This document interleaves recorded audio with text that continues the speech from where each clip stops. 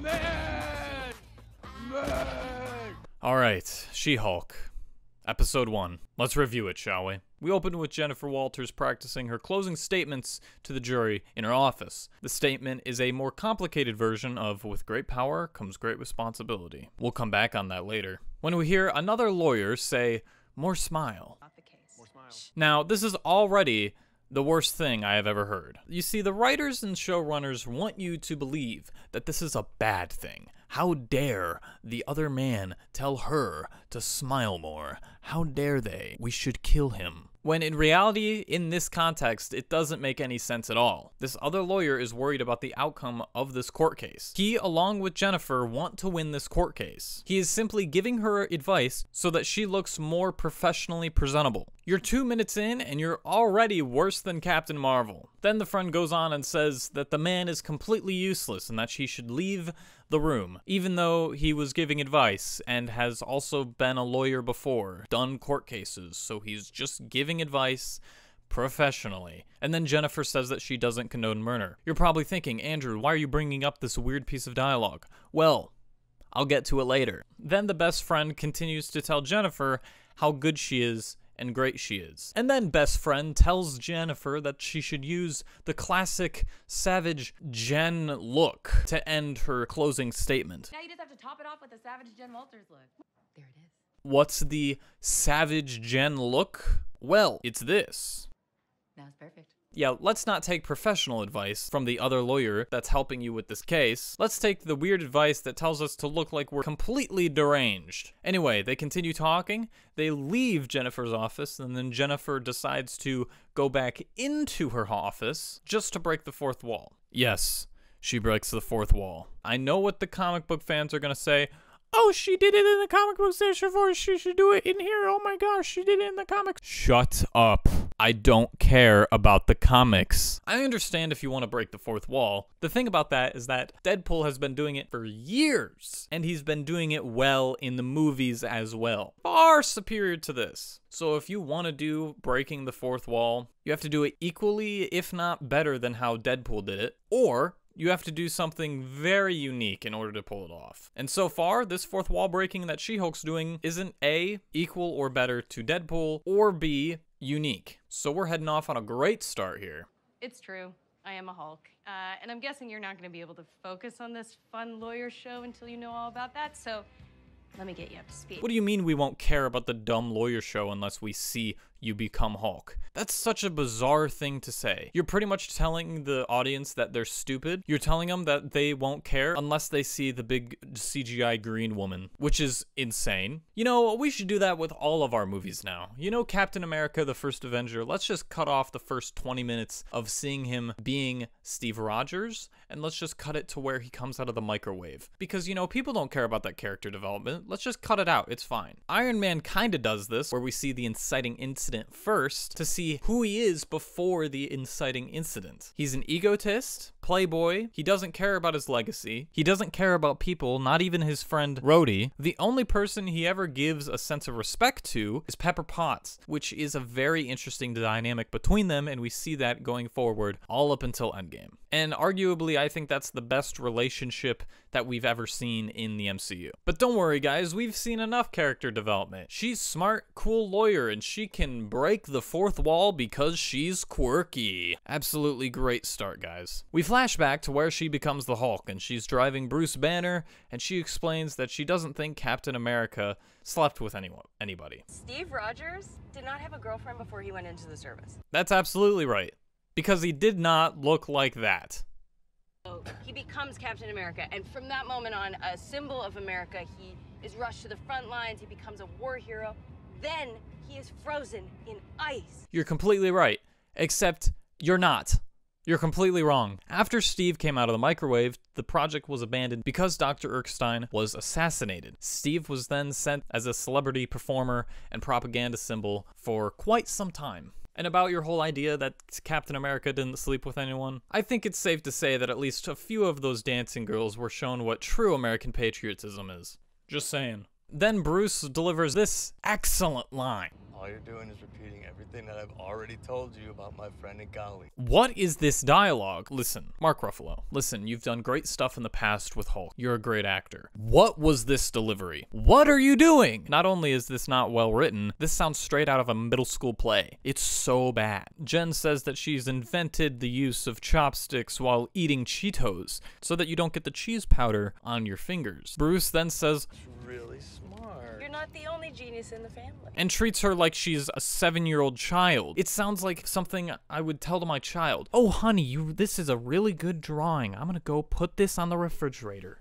Here, there it is. There, you did such a good job. You see what I mean? If I were Banner, I would have asked, wow, that seems really inefficient because you can just lick the cheese dust off of your hands, which in my opinion is more fun than eating them with chopsticks. See, I'm more intelligent than Bruce. Anyway, a spaceship shows up out of absolutely nowhere and starts blocking the road for no reason. And then Jen drives off the road for no reason. You could have easily driven under the spaceship. We cut to Jennifer getting out of the car even though she should be paralyzed or dead. Then she cuts her arm and the camera zooms into her cutting her arm, which was really funny. And I know that this show is trying to do comedy, but so far I don't think I'm laughing at this show for the intended reason. Then she goes to get Bruce out of the car because Bruce can't turn into the Hulk because he has a Ben 10 watch on that prevents him from turning into the Hulk. That would have been extremely convenient any other time. But oh no, he just invented it. Okay, I don't know why you've never asked for this before, because I'm pretty sure Tony could have mocked something up in about 2 weeks. All you had to do was ask him. He already built your Hawaiian home. Then we sit to Bruce dangling from in the seat of the car, which is upside down. And Jennifer then decides to unbuckle the seatbelt to fall straight on his head and neck onto the floor. Do you realize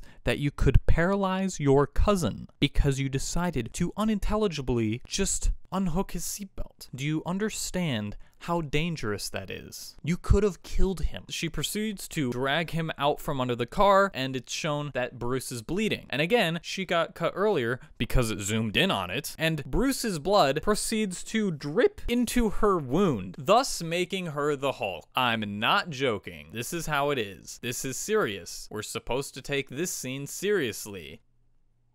And then she instantly runs away. Then we see her wake up and she's on the floor of the forest. She gets up and she walks onto the pavement of a nearby road. And she sees what is a bar in the distance, so she decides to go to the bar. Why the bar of all places? I'm pretty sure in the shot we could see a gas station or something. I feel like the gas station is way more of an acceptable place to go rather than a bar where a bunch of people are drunk. She goes through the back of the bar and goes to the bathroom, and then a bunch of girls show up and say, "Oh my God, who did this to you?" And then they fix her up and do makeup. This part could have been funny and could have been way better than it was. The idea of a bunch of party girls coming across this calm, nerdy woman, it would have been funny. It could have been good, except it's done in the worst way possible. The women proceed to do makeup on her dirty face, even though if these party girls are actually good at makeup, you would assume that they would at least try to clean her up a bit, you know, clean up her hair, wipe off her face, get the dirt out of her hair, you know, all that. But no, they instantly just start vaguely using the brushes and just like brushing it on. Honestly, it looked like a man was doing her makeup. Just brush here, brush there. It did not look good at all. Then she asks to use one of their phones, and you know, all of them give their phone. That was funny. Then cut to her outside, and she's waiting for Bruce to come. And then a bunch of drunk guys come out of the bar and they start asking her name and a bunch of stuff and pretty much start acting like frat guys. And then she says, "Oh no, my ride's just over there. I'm gonna go over there." And which is the responsible thing to do. Walk away from them. But then they start following her, and then she immediately hulks out, turns around, and goes to punch one of them. We wake up and she is in a beach house of some sort. She roams around a bit and gets down to the basement to see Bruce standing there. And he talks about how this place was where he combined Bruce and Hulk to make Smart Hulk. which would have been really cool to see in a flashback sequence or something, because, you know, that's just not touched on in Endgame. We're just told that he changes into Smart Hulk, and then we never talk about it at all, so whatever. Then he says that this place was actually built by Tony so that he could do the experiments that he needed to in a controlled environment where he couldn't hurt anybody. I actually like him talking about Tony and how he helped him build this place. It shows the relationship that Tony and Bruce have built over the years, and also is a nice callback to Avengers Endgame. What if you were sipping margaritas on a sun-drenched beach, turning brown instead of green? Not looking over your shoulder for Veronica. As bad as that movie is, I appreciated the callback. Also, it shows how much Tony meant to Bruce. He gives a look of reflection as he looks back on the good times. And Bruce, trust me, I miss it too. Bruce then explains what happened to her After the wreck, and you got a lethal dose of gamma radiation. but before he's done talking, she interrupts him by saying, Lethal? And then I'm gonna die? No, there was more to it that I'm going to explain. That is not the sentence to take a pause on, Bruce. Then she explained that that's the worst place to pause in a sentence, even though she's the one that interrupted in the first place. So the joke doesn't work. Give Hulk a couple seconds to like actually pause and then talk in order to make that joke work. Then he explains that him and Jen has a specific type of a DNA combination that lets them absorb gamma radiation to become the Hulk. So essentially, they're mutants now. Then Bruce explains that he used her DNA to fix his arm. I'm not gonna ask how that works. Then she immediately says that she's better than him, but we'll get to that later. And then she starts freaking out and Hulk is all, are you okay? Do you need help? And then she just needed pancakes. She just needed to eat pancakes because she's quirky. Bruce starts talking to her and saying that things are going to be different as a Hulk, obviously. In the entirety of the universe, Bruce is the only person that she can relate to while going through the stages of being a Hulk. You would think that she would take this advice and seek help from him. Nope, she just brushes it off, and she don't need no man to tell her what to do, and she's better in every way. Hulk then hooks her up into a machine to study her behaviors and trigger the Hulk so that she can learn to control it more. Blades show up out of the walls and start closing in on her, which is great. We could have kept this series to a 1-episode miniseries. Hulk would have been doing us a favor. Sadly, she breaks out by breaking the door. Speaking of which, how is she able to break the door? This place was built by Tony so that Bruce could experiment on himself and combine Bruce and Hulk. You would think that that container would be Hulk-proof, because it probably should be, but just don't think about it. Consume media. And then anyway, Bruce is surprised that Jen was still able to control it and was still conscious and didn't have to battle with a second personality inside her head. Forget the 15 years of hardship and mental trauma that Bruce went through. Jen is able to do it within seconds. You would think that the writers would actually want this character to have a character arc and, you know, learn how to become the Hulk and do some hard training. But no, they just want to cut to where she's great at it. Then we cut to yoga. Let your thoughts drift away, relax your neck, bend your knees if that's more comfortable, hold in your farts, namaste all day. Then Bruce says that she's not ready, obviously. Cut to her sleeping in her bed, and Hulk blows an air horn in her ear. Ah, funny. Then Hulk says this. You do revert back to Gen form when you sleep. This line doesn't make any sense at all. The last time we saw her, she was in Gen mode. Apparently the editors have no idea what's going on because they just leave in lines like this that make no sense and are easily able to be cut out of the show. But no, they just keep them in for some reason. Then cue the training montage. Bruce is setting an example of how you do yoga, and she is doing way better than him. Bruce is Hulk smashing, and Jen is Hulk smashing even better than him. Bruce is jumping, and Jen is jumping better than him. Bruce is throwing boulders, and Jen is throwing boulders better than him. Until Bruce gets jealous and throws a boulder out into outer space. I wonder if it'll hit the spaceship from earlier, maybe even cause an intergalactic war. I wouldn't be surprised at this point. Then we cut to the most controversial scene in this entire episode. Bruce tries to teach her yoga and control her anger, and control when she forms, explaining that to be a Hulk is to protect the Earth. In order to do this, she must be able to control when she turns. This means a lot coming from Banner, knowing how much that he's been through, and how much anger he himself has had to overcome.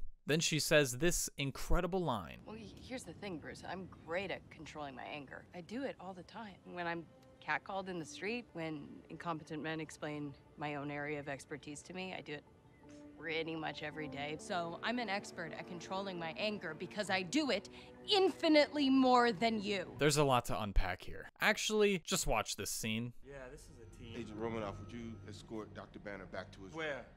You rented my room. In case you needed to kill me, but you can't. I know, I tried. I got low. I didn't see an end, so I put a bullet in my mouth, and the other guy spit it out. So I moved on. I focused on helping other people.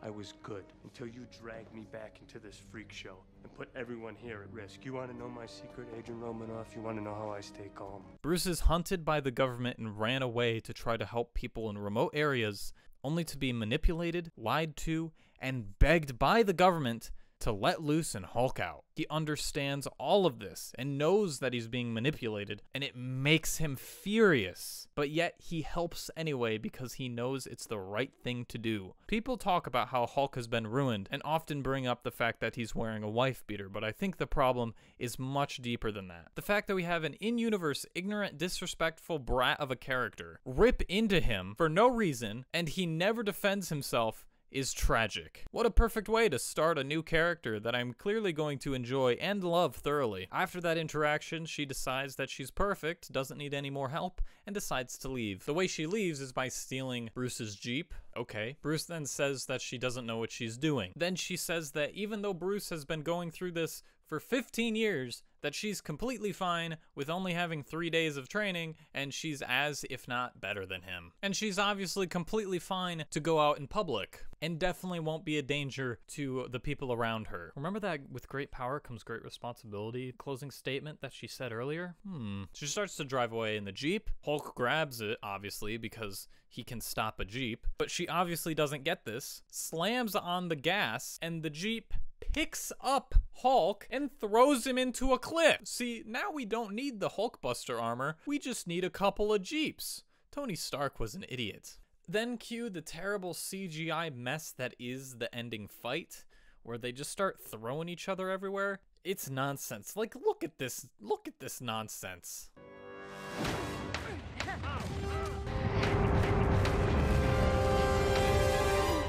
Then they stop fighting because, oh no, they broke Bruce's bar. My bar! Sorry. And they absolutely destroy it. Then within 2 seconds, the scene changes and the bar is completely back to normal, and it's still the same light of day, so it doesn't seem like any time passed at all. Then Bruce says that she can leave. He doesn't mean that. Ah, funny. And we cut right back to her in her office where the show began. Then we're thrust into a court scene where she is about to give her final statement to the jury. But oh no, the writers of the show have said that they have no idea how to write a court scene. So you're probably thinking, oh no, is this gonna be a terrible court scene? How are they gonna fix this? What do we do? Don't worry, boys and girls, because a superpowered drag queen villain blows up the wall and shows up. I'm not kidding. Jen is then hiding behind a table because, oh no, scary drag queen. Then her friend says that she should Hulk out, but Jennifer says that she doesn't want to in front of all of these people. Yes, Jen, because keeping your identity a secret is much better than saving innocent lives. I'm getting a certain vibe from this scene. Listen, girlfriend, Zack Snyder already tried to do this. He failed. Then cue to the worst edited scene in my entire life. Jennifer Walters, attorney at law.